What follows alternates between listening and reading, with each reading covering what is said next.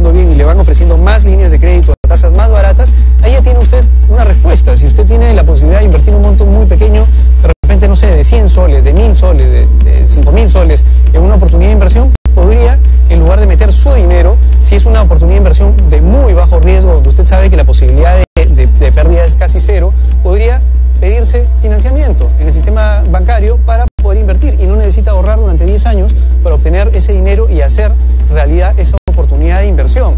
Y el segundo tema importante es la asociatividad. Mucha gente quiere, digamos, tener los negocios para sí mismo o las oportunidades de inversión para sí mismo. Inclusive si existen oportunidades, por ejemplo, usted descubre una oportunidad para invertir en un fondo de inversión internacional indexado al oro, la cuota mínima para entrar es $10.000, usted solamente tiene 1000, pues la asociatividad es con qué personas usted puede entrar en oportunidades de inversión es bien importante.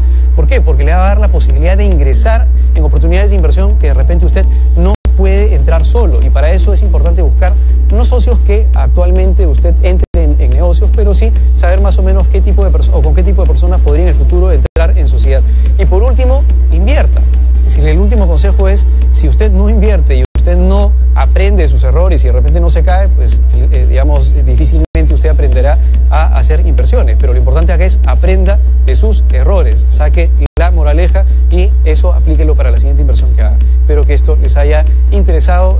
Los días, el lunes de Consejo Financiero, vamos a venir con más el día de mañana en Valor Agregado. Muchas gracias. Hasta luego.